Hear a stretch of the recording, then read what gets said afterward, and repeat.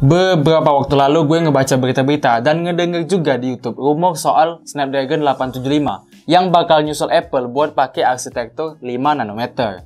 Dan waktu itu belum sempat cari tahu brand ponsel mana yang bakal nyicipin perdana SoC baru punya Qualcomm itu.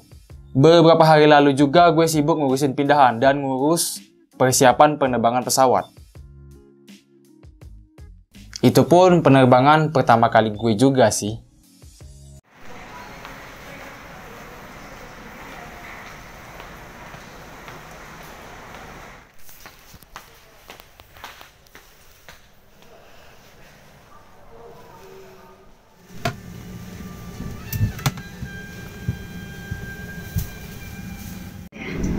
Place the life jacket over your head and secure the strap firmly around your waist.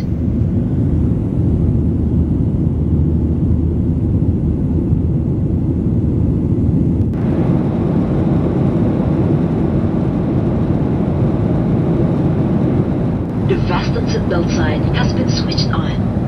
Please return to your seat and fasten your seatbelt. Thank you. Terus gue coba-coba cari tahu gimana kabar soal CPU sama GPU yang ada di dalam Snapdragon 875. Tapi yang nongol malah ngasih tahu kalau Snapdragon 888 bakal segera dipakai oleh beberapa brand ponsel kayak Xiaomi, LG, dan lain-lain. Di situ gue bingung, kayak lah kok udah loncat angkanya. Biasanya mereka berurutan ngerilis SoC kayak 835, 845, 855, 865, terus 865. 875 maksud gue. Tahu-taunya loncat, nggak jadi make angka 7 di tengah-tengah. Tapi sebenarnya mereka juga nggak ada konfirmasi kalau Snapdragon 875 itu sebagai nama resmi. Yang beredar semuanya itu cuma sebatas rumor dan prediksi aja emang. Dan menurut gue mereka pede banget sama performa dan kualitasnya. Jadi loncat di angka penamaan itu kayak isyarat gitu kalau chipset mereka tuh bener-bener kenceng. Kayak Easter egg gitulah. Ini chipsetnya udah bener-bener rilis loh ya, jadi nggak bakal ada lagi rumor nggak jelas soal komponen intinya. Berapa core-nya, gimana kecepatannya, CPU-nya pakai apaan, GPU-nya apaan, semuanya udah ada di situs resmi Qualcomm langsung. Dan Snapdragon 88 ini sendiri menjadi chipset Qualcomm pertama yang udah bisa mengimplementasikan pabrikasi 5 nanometer. Sementara MediaTek belum punya SoC 5 nanometer. Snapdragon 88 sendiri diresmikan rilis tanggal 1 Desember kemarin lewat acara Qualcomm Snapdragon Tech Summit Digital yang dilakukan secara virtual. Ada juga live streamingnya di YouTube. Dari Qualcomm-nya sendiri udah konfirmasi kalau ada 14 brand atau produsen bakal segera ngerilis produk HP-nya yang pakai Snapdragon 888. Meliputi Asus, Black Shark, Lenovo, LG, Meizu, Motorola, Nubia, Realme, OnePlus, Oppo, Sharp, Vivo, Xiaomi, dan ZTE. Rata-rata produsen Cina ya. Cina. Kalau Asus yang pasti dia bakal pakein di ROG atau Zenfone series. Yang menurut gue agak ajaib adalah Motorola. Yang mana ini brand hampir nggak punya kekuatan buat bersaing di pasar ponsel flagship. Terus OnePlus, rumornya bakal pakai Snapdragon 888 di OnePlus 9 atau T series. Terus anaknya Oppo si kuning Realme bakal ngerilis seri HP baru yang dikasih nama Realme Res. Kalau Xiaomi ya kemungkinan bakal tetap kerjasama dengan Black Shark buat ngerilis Black Shark generasi keempat yang tentunya pakai SDP 88 juga. 888.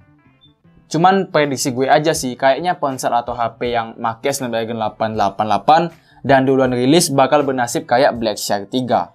Tapi tergantung spesifikasi pendukungnya juga sih. Ada rumor yang bilang kalau penerus Galaxy S20 dari Samsung bakal jadi HP pertama yang make itu chipset. Tapi jangan-jangan bakal sama kayak Galaxy S20 yang batal dan malah make chipset Exynos yang mereka produksi sendiri. Bisa bener, tapi bisa salah juga. Terus sebelumnya udah ada bocoran soal penerus Mi 10 yaitu Mi 11. Xiaomi Mi 11. Dia rumornya beritanya bakal rilis kuartal pertama tahun depan. Kuartal pertama itu 90 hari dari hari pertama masuk tahun ya. Artinya bulan Januari sampai Maret. Tapi rupanya ada leaker alias Kang Spoiler yang ngasih tahu kalau itu smartphone generasi ke-11 Xiaomi bakal rilis beberapa minggu lagi aja. Siapa lagi kalau bukan Ice Universe yang ngasih itu bocoran. Dia bilang kalau Mi 11 sama Mi 11 Pro malah udah dijadwalkan rilis sekitar akhir Desember 2020 ini. Dan kalau bener, berarti Xiaomi main lomba-lombaan sama brand lain buat jadi yang pertama rilis dengan menggunakan Snapdragon 888. Maksud gue buat jadi brand pertama yang rilis HP pakai Snapdragon 888. Dan bisa jadi nanti HP Snapdragon 888 dari Xiaomi bakal jadi yang termurah juga dari yang lainnya. Tapi bisa juga enggak sih. Soalnya mereka udah punya beberapa flagship killer. Kayak salah satunya Xiaomi Mi 10T yang varian Pro. Yang harganya cuma 7 jutaan kembali 1000. Padahal dia udah Snapdragon 865, kamera udah 108 megapiksel, baterai 5000 mAh, udah fast charge 33 watt, layar 144 Hz, dan lain-lain. Sebelumnya informasi yang ada bilang kalau Mi 11 baru bakal rilis resmi bulan Januari nanti. Tapi sekarang bocoran tanggal rilisnya malah lebih cepet. Ada bocoran spesifikasinya lagi. Tapi lagi-lagi itu masih sebatas bocoran dan statusnya rumor aja. Siapa tahu itu bakal berakhir sebagai prediksi doang. Tapi biasanya IC Universe akurat sih. Kalaupun benar tanggal 29 nanti rilis, ya mungkin aja rilisnya baru di Cina doang. Terus versi global atau Indonesianya nyusul agak lama. Oh iya, bocoran spesifikasinya tadi dia bilang kalau Mi 11 bakal menggunakan layar seluas 6 inci. Beresolusi 1440 piksel dengan panel yang udah AMOLED dan punya refresh rate 120 Hz. Agak nanggung sih kalau emang beneran 120 Hz, coba dibikin 144 Hz saja. Biar enggak nanggung-nanggung gitu buat pemakaian sampai 4 tahun ke depan. Terus masih soal layar, bocoran yang sama juga bilang kalau itu ponsel bakal nerapin konsep layar melengkung di bagian kiri sama kanan. Ditambah lagi bakal ada punch hole di kiri atas buat jadi wadah kamera selfie. Lanjut bagian lain, baterai Mi 11 kapasitasnya adalah 4780 mAh, didukung sama charger berkecepatan 50 watt, plus wireless charge juga berkecepatan 30 watt. Nggak nanggung-nanggung, rumor atau bisa juga kita bilang sebagai spoiler itu ngasih tahu kalau Xiaomi Mi 11 bakal dijual di angka 611 US dollar sampai 687 US dollar. Selain itu ada juga bocoran foto yang ngasih lihat wujud itu ponsel. Yang kalau beberapa sumber bilang dia bodi belakang sama desain kameranya mirip iPhone 11. Tapi menurut gue enggak sih. Enggak tahu kalau menurut lu. Dan ternyata juga Xiaomi Mi 11 sama Mi 11 Pro udah kedaftar di sertifikasi 3C. Yang mana di situ ketulis kalau varian regulernya punya kapasitas baterai 4780 mAh yang sesuai sama bocoran-bocoran yang ada. Artinya, kemungkinan besar bocoran spesifikasinya tadi akurat. Oh iya, buat yang nggak tahu sertifikasi 3C itu apaan, itu tuh sertifikasi wajib dari Cina yang menandakan sebuah produk udah layak jual. Karena sesuai dengan keamanan pribadi, keamanan nasional konsumen, dan punya kualitas yang juga layak pakai. Dan kalau soal kamera, kayaknya resolusi yang ditanam adalah 108 megapiksel. Itu juga prediksi sih, dan prediksi dari gue pribadi juga. Gue prediksi lu juga gak bakal beli kayaknya kan? Kalau dari spesifikasi tertulis, Mi 11 Pro kameranya cuma beresolusi 48 megapiksel aja, 2 kali lebih rendah ketimbang versi reguler. Tapi dia kepadatan pikselnya nggak bakal kalah sama 180. Maksud gue 108 megapiksel yang ada di Mi 10 biasa, varian reguler. Jadi kita tunggu aja nanti kayak apa perbedaannya. Terus baterainya juga sedikit lebih rendah. Dia cuma 4500 mAh aja.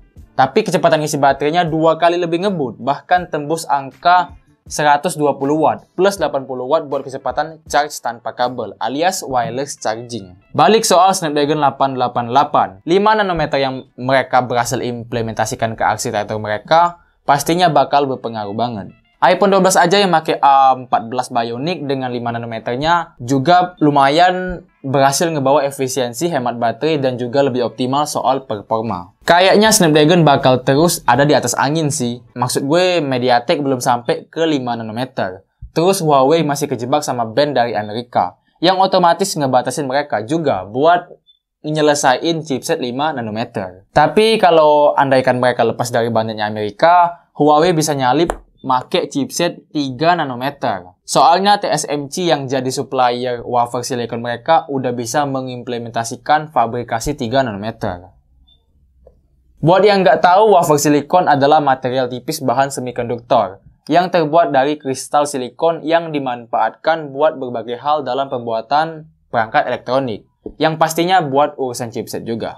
Snapdragon 888, dia tersusun dari 3 arsitektur ARM Cortex A78 yang masing-masing berkecepatan 2,4 GHz, 1 prime core tunggal berbasis ARM Cortex X1 2,4 GHz, terus sisanya 4 ARM Cortex A55 yang semuanya berkecepatan 1,8 GHz. Agak kompleks kalau gue bahas perdalam, karena gue sendiri belum paham terlalu jauh.